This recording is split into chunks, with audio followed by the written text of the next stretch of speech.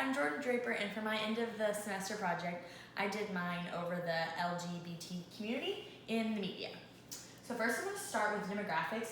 I got this information from a Gallup poll, and so I put the link right there. But 4.5% of the population is actually a part of the LGBTQ community, and so I just wanted to mention that to show you the demographics. 29% of this community is raising children, and 25% are trying to live with income under $24,000. So they're a little bit under served population, so that's just something I wanted to mention. And then I show a couple of graphics. The male population of this community is 42%, the female is 58%. Most of the population of this community is white, over half of it is white. So that's just a little bit more information on the demographics. These are the questions I asked my interviewees. They're all a little bit different. When I asked the professor the questions, David Macy, I went a little bit more formal because I knew that he would be a little bit more educated on those topics. And then with the two people that were just the laymen, I decided to do a little bit less formal questions and just kind of ask about their life and just get a little background information on the community in general because they're really, really involved in it. So the first person that I interviewed was Kevin Evans in his apartment in the OKC area. He is originally from Oklahoma City, and he was part of the gay community. And a couple things that he spoke about that he thought the media should do better when they covered is the theatrical part of the whole LGBTQ community.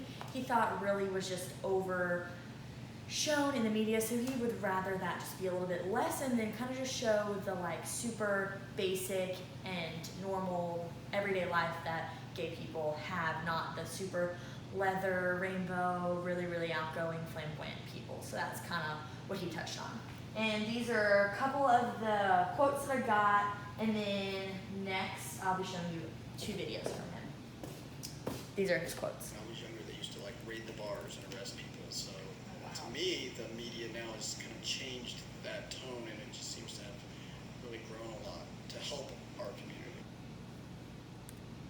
I used to see this a lot whenever there would be a gay pride parade. What I really didn't like is if you saw a news reel about it or something, it would be like they would focus on what I would call the kind of the showy part of the gays. Like you would see, you know, the leather guys, or you would see like the really far out dressed type. It was almost like theatrical.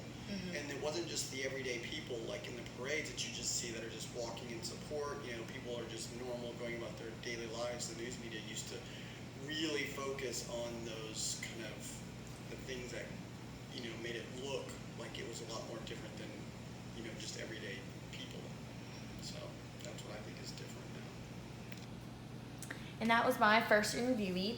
And these are some of the news articles that I pulled up on the web that kind of just go with what he was talking about. So how the mayor declared Oklahoma City Pride Week, so that was kind of just like raising awareness for the whole community in general. And then also how the support is increasing in Oklahoma City, which he enjoyed.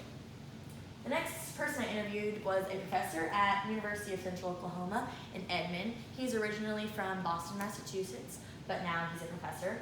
And he's also part of the gay community, but he is a coordinator of diversity and globalization programs at UCO. So I decided that he'd be a great person to interview because he had a lot of background information, because he really was part of the community as well as a professor. So these are a couple of his quotes. He thought that the media was making great progress from the past, and so that was great to see. And then some of the issues that he didn't think that the media showed was how the LGBTQ community gets discriminated in jobs in the state of Oklahoma because there's no bans on that type of discrimination. So he wanted that to be moving forward in the media and wants people to know that that's a big issue in their community. And these are a couple of his quotes that I also got.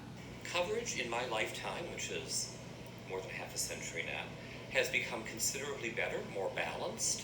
I don't think it's completely balanced yet. I think particularly the coverage of the transgender community is not as robust or as well informed as it might be. I have one more. Private employers, you can be fired because you are LGBT. You can be denied service in a public establishment. You can be denied accommodation. So I think, hearing about the real implications of that, and there are plenty of people who have, been denied employment or denied service or terminated from their jobs because of who they are. And I think if the public were more aware of that, I think we would see more movement towards addressing that issue. Awesome. And then the next slide, I just also pulled up some articles to kind of go with what he was talking about, discrimination in the workplace for this community, and then also the portrayal of trans people in the media. He didn't think really got enough focus, so I also put up an article about that to confirm. And okay, the last person I interviewed was Violet Hibbert, and I interviewed her at Thatcher Hall in Oklahoma. It was in Edmond at UCO. She's a student there. She is a sociology and human services major, and she's part of the transgender community. And then a couple of quotes I thought were interesting that she talked about was no cops or pride, and so that was a big issue that she really wanted me to know. And then she felt that an issue that was happening in the media happening in the community that they weren't showing in the media was actually alcohol abuse and drug abuse. And that was interesting because I really didn't think about that, so it was great for me to talk to her and understand a little bit more about where she was coming from. So yeah, those are a couple quotes. She didn't allow me to record herself during the interview, so I just put some information together. She's involved in the SAFE organization, which is Student Alliance for Equality at UCO, and then I also put her like an example of where she had spoken, just so you guys could have a little bit more background information on her. And then just a couple more quotes. She was really into having the media support people and not really judge them. And so I put a couple quotes that were really supporting that. And then she also touched on how you can also get fired from a job because you're gay or trans, and that actually happened to her. So it was really interesting because that was like super confirming that actually does happen. So next, she also talked about how in the Pride Parade, how the sponsors, two of the sponsors right here, Smirnoff and Jack Daniels, are alcohol. And so that was interesting because she said that alcohol was a big issue in this community, and she said the media doesn't realize it, but obviously it's an issue because they're the biggest sponsors for the Pride Parade. So she said a lot of alcohol is present at those parades, and she thinks that's just not good because it's an issue, and the media doesn't cover that issue.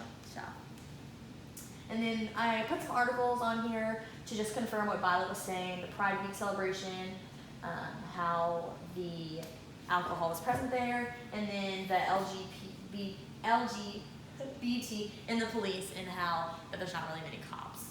So I decided to put those in there as well. This is my bibliography, just with all my websites, articles, and video articles that I put in here. And then impact of this project, I was impacted in many ways I didn't realize. I needed to plan a lot better. I needed to manage my time better. Really think about who I want to interview, where, when, kind of plan when to get there. I noticed that when I interviewed people, if I set up a time and a place specific, they were easier to get there on time into that place. Like I just needed to nail out the details and make stuff happen, and people were more eager to be there. Also, I figured out that if people are really involved and they feel strong about an issue, they're more likely to be interviewed. They are eager to. So that was great. I really didn't know that exactly until this point because these people are really involved in their community, and so they were totally okay with me interviewing them. And then a couple other things I would say that I reached out to my friends and family to find people in this community. A lot of my friends knew other friends that were part of this community, and I didn't really think about that. All I thought about was who I knew, and so it's not always about like what you know, it's who you know. And so I reached out to a lot of my friends as resources, and then they got me to these people to interview, so that was just great to learn. And lastly, I would just say, do not judge people, because I kind of had preconceptions going into these interviews, and then when I got in there, I was like, whoa, these people are really different from what I expected, and they're just normal people doing their daily life. And so I guess that's one of my takeaways, to not really judge people and just take people for who they are, and let your intuitions and ideas that you have preconceived before, just let them go, because people are people, and we all just want to have freedom here. So yeah, this is my project, and hope you guys enjoyed it. Thank you.